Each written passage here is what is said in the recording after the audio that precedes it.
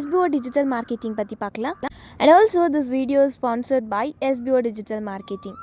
And இந்த பிளாட்ஃபார்மில் நீங்கள் வந்துட்டு ரொம்ப ஈஸியாக ஏர்ன் பண்ணலாம். அண்ட் ஆல்சோ ரொம்ப செக்யூராக இருக்கும் இதில் ஏர்ன் பண்ணுறதுக்கு. இதை பற்றின ஃபுல் டீட்டெயில்ஸ் வேணும்னா உங்களுடைய நேம் அண்ட் குவாலிஃபிகேஷனை நான் சொல்கிற வாட்ஸ்அப் நம்பருக்கு சென்ட் பண்ணுங்கள். 9994104160. ஸோ இதுக்கு நீங்கள் வாட்ஸ்அப் பண்ணிங்கன்னா இன்ஸ்டண்ட்டாக உங்களுக்கு இதை பற்றின டீட்டெயில்ஸ் கண்டிப்பாக கிடைக்கும்.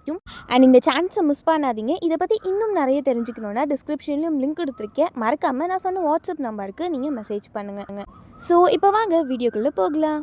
ஸ்கிப் பண்ணாதீங்க. பெரிய தப்பு. தினம் 300 ரூபாய் சம்பாதிக்க அரிய வாய்ப்பு. இன்ஸ்டாகிராம், ஃபேஸ்புக் பயன்படுத்த தெரிந்தால் போதும் content post and content publishing மூலமா தினம் 300 ரூபாய் சம்பாதிக்கலாம். இந்த வேலை செய்ய 5 நிமிடம் போதும். Work training support, group communication support, all language customer live chat support, முக்கியமா சொந்தமா ஒரு பிசினஸ் ஸ்டார்ட் பண்ற அளவுக்கு உங்களால கற்றுக்கொள்ளவும் முடியும், சம்பாதிக்கவும் முடியும். இந்த வேலை வாய்ப்பு வழங்குவது 5 வருடத்திற்கு மேல ரன் ஆகிட்டு இருக்க நம்ம தமிழ்நாட்டு company school of business organisation private limited. மேலும் விவரங்களுக்கு டிஸ்கிரிப்ஷன்ல கொடுத்திருக்க நம்பருக்கு வாட்ஸ்அப் பண்ணுங்க.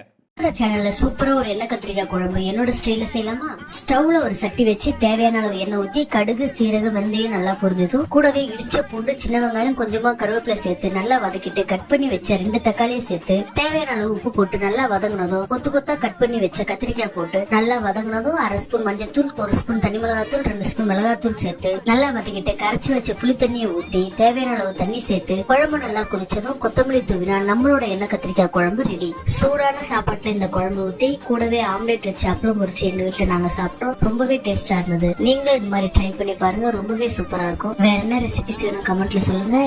வேலைக்கு போற லேடிஸ்க்கு தெரியும், ஆபீஸ்க்கும் போயிட்டு வந்து நைட்டு டின்னர் சமைக்கிறது எவ்வளவு கஷ்டம்னு. ரொம்ப நேரம் கிச்சன்ல நிக்கிற வேலை இல்லாம சூப்பரா ஒரு 15 மினிட்ஸ்ல சிக்கன் கிரேவி எப்படி செய்யுதுன்னு பாக்கலாம் வாங்க. இதுக்கு ஒரு மிக்ஸி ஜார்ல 2 தக்காளி, ஒரு கொத்து கருவேப்பிலை, கொத்தமல்லி சேர்த்து அரைச்சு வச்சுக்கோங்க. குக்கர்ல 3/4 கிலோ சிக்கன், பட்டை, கிராம்பு, ஏலக்காய், சோம்பு, வெறும் மிளகாய்த்தூள், குழம்பு மிளகாய்த்தூள், கரம் மசாலா, 2 ஸ்லைஸ் பண்ண வெங்காயம், அரைச்ச தக்காளி விழுது, 2 ஸ்பூன் இஞ்சி பூண்டு பேஸ்ட், தேவையான அளவுக்கு உப்பு, 1 ஸ்பூன் மிளகு தூள், 4 ஸ்பூன் எண்ணெய் சேர்த்து இதை நல்லா மிக்ஸ் பண்ணிக்கோங்க.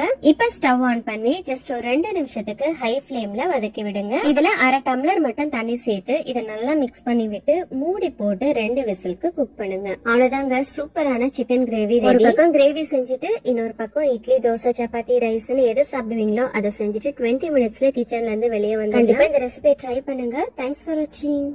இன்னைக்கு ஒரு அல்டிமேட்டான வாழைப்பூ வடை எப்படி போடுறதுன்னு பாக்கலாமா? கடலை பருப்பை சுத்தமா கழுகிட்டு ஒரு 3 மணி நேரத்துக்கு ஊற வச்சிருங்க. அதுக்கப்புறம் அதை நல்லா கோர்ஸா அரைச்சுக்கோங்க, ஃபைனா அரைச்சிடாதீங்க. ரஃபா சாப் பண்ணி வச்சிருக்க வாழைப்பூவையும் மிக்சியில ரோட்டு ஓட்டி எடுத்துக்கோங்க. அதனால வடை பிஞ்சு போகாம இருக்கும். இப்போ இதுக்கு தேவையான அளவு உப்பையும் போட்டுட்டு காஞ்ச மிளகா, பூண்டு, சோம்பு இதை 3ஐயும் மிக்சியில ரோட்டு ஓட்டி அது கூட சேர்த்திக்கோங்க.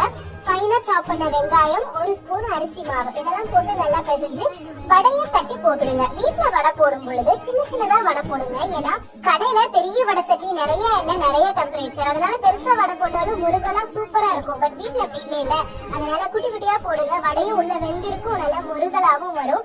நெக்ஸ்ட் டைம் வடை போடும் பொழுது இதை மைண்ட்ல வச்சுக்கோங்க. அண்ட் இந்த வடை எப்படி இருந்ததுன்னு மறக்காம சொல்லுங்க.